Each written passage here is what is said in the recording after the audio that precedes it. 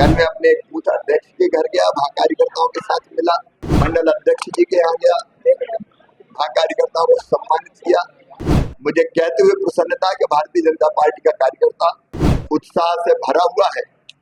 ये शपथ ली गई, अकेले शपथ ली गई, वो अपने आप में दिखाता है कि कितने डरे हुए हैं, अपने ही लोगों से डरे हुए हैं। 3 महीने में क्या हो जाए, ये एक परिवारवादी राजनीति का एक उदाहरण है। आज जो झारखंड की स्थिति है, झारखंड के लोग इस चीज को भलीभांति देख रहे हैं। आज जो झारखंड में वर्तमान सरकार है, झारखंड राज्य को बहुत पीछे ले जाने का काम इन्होंने किया। इस बार हमने हमारे वो कार्यकर्ता जो दिन और रात परिश्रम करते हैं और पार्टी को जिताते हैं, हमने तय किया कि उन कार्यकर्ताओं से मिलेंगे। कल मैं अपने एक बूथ अध्यक्ष के घर गया, वहाँ कार्यकर्ताओं के साथ मिला, मंडल अध्यक्ष जी के यहाँ गया, वहाँ कार्यकर्ताओं को सम्मानित किया और वो क्रम आज भी जारी रहा। मुझे कहते हुए प्रसन्नता कि भारतीय जनता पार्टी का कार्यकर्ता उत्साह से भरा हुआ है और वो ये संकल्प कर चुका है कि विधानसभा के चुनाव में रिकॉर्ड बहुमत से भारतीय जनता पार्टी की सरकार बनानी। आज मैं जनता के बीच भी गया और मुझे कहते हुए तकलीफ है, ये गठबंधन की सरकार झारखंड को तबाह और बर्बाद कर रही है। जनता के बीच से ही आवाज आई। जब मैं प्रधानमंत्री आवास का निरीक्षण करने गया तो बहनों ने कहा कि बाकी ठीक है लेकिन बालू नहीं मिल रही, और मिल रही है तो रेट कई गुना ज्यादा है। तुलनात्मक दृष्टि से कई गुना ज्यादा बालू की रेट है और रेत लूटने का काम ये गठबंधन की सरकार के नेता कर रहे हैं।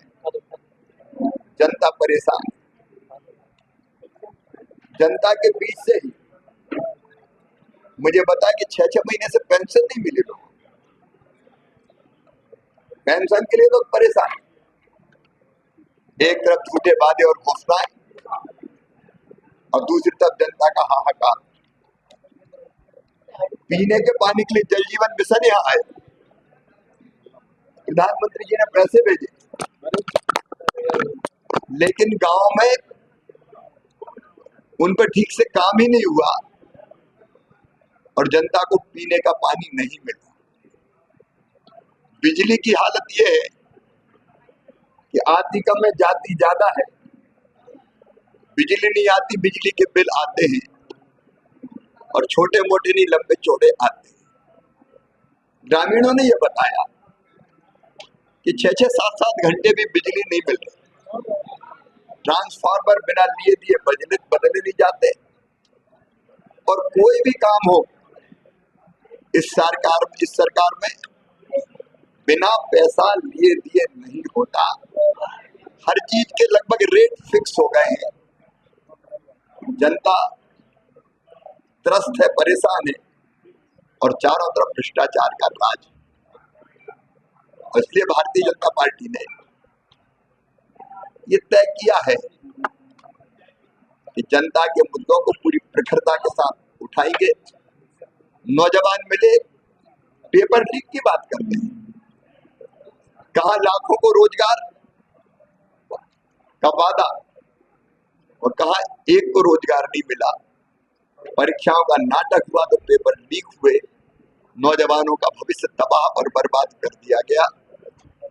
और इसलिए जहां देखें अराजकता है, अपराध है, भ्रष्टाचार है। पार्टी अपना आरोप पत्र तैयार करने जा रही है और जल्दी उसमें सब बातें विस्तार के साथ आएगी और भारतीय जनता पार्टी जनता से जुड़े हर मुद्दे पर संघर्ष करेगी, इस सरकार को बेनकाब करेगी और जनता को न्याय दिलाने के लिए कमर कसेगी। तो इस भाव से ये सारा काम हो रहा है। जिस तरीके से हड़बड़ी में ये शपथ ली गई, अकेले शपथ ली गई, वो अपने आप में दिखाता है कि कितने डरे हुए हैं, अपने ही लोगों से डरे हुए हैं कि पता नहीं 3 महीने में क्या हो जाए।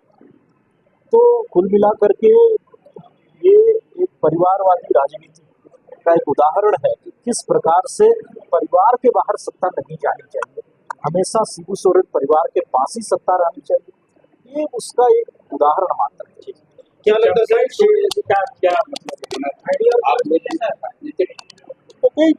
क्या चंपई सोरेन निश्चित रूप से उनके दल में, उनके गठबंधन में सर्वाधिक वरिष्ठ और बड़े नेता थे, तभी तो उन्हें मुख्यमंत्री का शपथ दिलाया। और ऐसे में जब 3 महीना बचा हुआ था तो चुनाव में जाना चाहिए था। चुनाव में जीत के आते और फिर हेमंत मुख्यमंत्री बनते, विधायक दल का नेता चुने जाते तो अच्छा होता। लेकिन जिस प्रकार से जेल के बाहर आते और कोई आरोप मुक्त होके नहीं आया, बेल पे आया, तो एक आरोप है उनके ऊपर, वो आरोपी है। और इसके बाद जिस तरीके से दबाव डाल करके चंपई सोरेन जी को इस्तीफा दिलवाया गया और बाद में आनंद फानंद में शपथ ली गई, तो ये कहीं ना कहीं, मैं फिर से दोहरा रहा हूँ, ये हेमंत जी का डर उनसे ये सब करवा रहा है। अब देखिए, कुल मिलाकर के उनकी पार्टी के भीतर बहुत उथल पुथल मची हुई है। इस लोकसभा चुनाव में जिस तरीके से हार का सामना इस गठबंधन को करना पड़ा है, अपनी पूरी ताकत लगा के, पूरे साधन संसाधन लगा करके, सरकारी मिशनरी का दुरुपयोग करके वो एनडीए से आधे पे सिमट गए, 5 सीट जीत पाए। और उसमें से भी आप देखिए, उनके मुख्यमंत्री 20,000 से अधिक मतों से अपने विधानसभा में पिछड़ गए। स्पीकर महोदय खुद अपनी नाला विधानसभा से 25-26 हजार वोट से पिछड़ गए।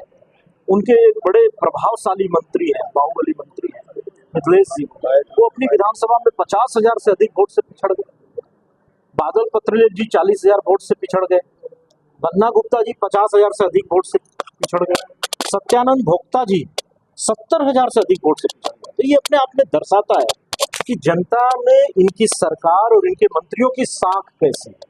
और ऐसे में डर है कि 2-3 महीना रह लो, बाद में तो जनता हमें चुनने नहीं जा रही है, तो 2-3 महीने के लिए ही सही ये मुख्यमंत्री का पद मेरे पास रहना चाहिए। और 2-3 महीने अब वो क्या क्या प्रयोग करेंगे ये आज जो झारखंड की स्थिति है, झारखंड के लोग इस चीज को भलीभांति देख रहे हैं। आज इस सरकार को, आज जो झारखंड में वर्तमान सरकार है, झारखंड राज्य को बहुत पीछे ले जाने का काम इन्होंने किया। जो वादा किया, एक भी काम इनके द्वारा नहीं हुआ। और आज भ्रष्टाचार की बलि वेदी पे ये राज्य चल गया। भारत सरकार के द्वारा जो भी योजनाएं, आज बहुत ही महत्वपूर्ण महत्वाकांक्षी योजना, नल जल योजना की बात अगर हम करें, बहुत ही महत्वाकांक्षी योजना थी कि आज आज़ादी के 75 साल बीतने के बाद भी बहुत सारे ऐसे गांव हैं जहां पर आज भी लोग कुआं से पानी पीने को मजबूर है। तो इन सारी चीज़ों को देखते हुए माननीय प्रधानमंत्री जी ने एक महत्वाकांक्षी योजना, नल जल योजना की शुरुआत की थी कि हर परिवार को शुद्ध पेयजल नल से जल के माध्यम से देंगे।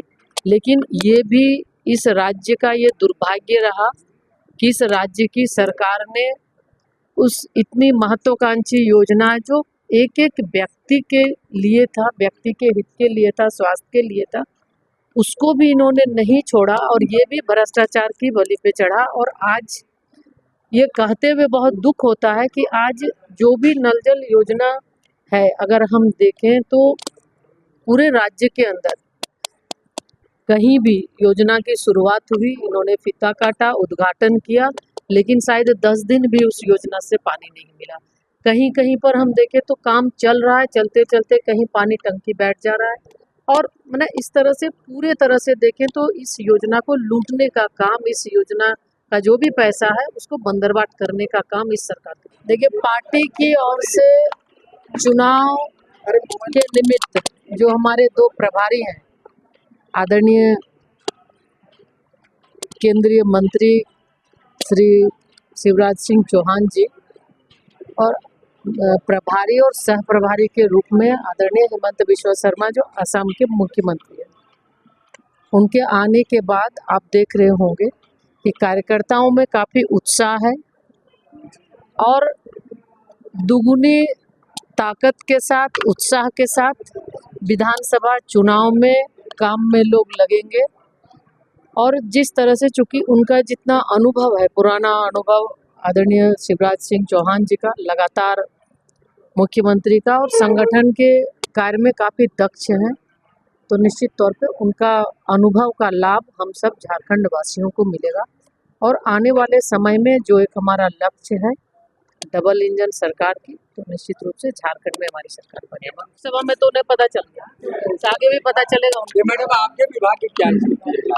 अभी राज्य के अंदर जो झारखंड का है, डिटेल हमें रिव्यू भी करना है, डिटेल हम जानकारी भी ले रहे हैं, लेकिन निश्चित रूप से ये हम प्रयास करेंगे कि जो सरकार, भारत सरकार पैसा देती है, चाहे वो आंगनवाड़ी केंद्र के लिए सक्षम आंगनवाड़ी बनाने का हो, आंगनवाड़ी केंद्र में जो हमारे बच्चे हैं उनके लिए अच्छे पोषण की व्यवस्था हो, इसके अलावा चाहे वो गर्भवती माता हो, धात्री माँ हो, किशोरी हो, उन सब के लिए तो उसका सही स्तर पर काम हो, लोगों को उसका लाभ मिले, ये हम कहना चाहेंगे। और आज जो देखें राज्य की स्थिति, तो सबसे दुखद पहलू है कि इतनी महत्वपूर्ण योजना है और इतना महत्वपूर्ण डिपार्टमेंट है, लेकिन जो CDPO जो प्रखंड स्तर पर इस योजना को नीचे तक ले जाने में उसकी महत्वपूर्ण भूमिका होती है। आज बहुत सारे प्रखंड में आज यहाँ CDPO की कमी है और ये चार्ज पे, डबल ट्रिपल चार्ज पे चल रहा है। कहीं एक CDPO को 4 जगह पे दिया हुआ है, कहीं BDO को वो ब्लॉक में भी है, अंचल में भी है, और CDPO के भी चार्ज में है। तो इस तरह से काम नहीं होता और निश्चित रूप से इसके वजह से बहुत सारी परेशानियां आ रही है। और जो एक इस योजना का लाभ नीचे स्तर पर अच्छे ढंग से जो खबर स्तंभ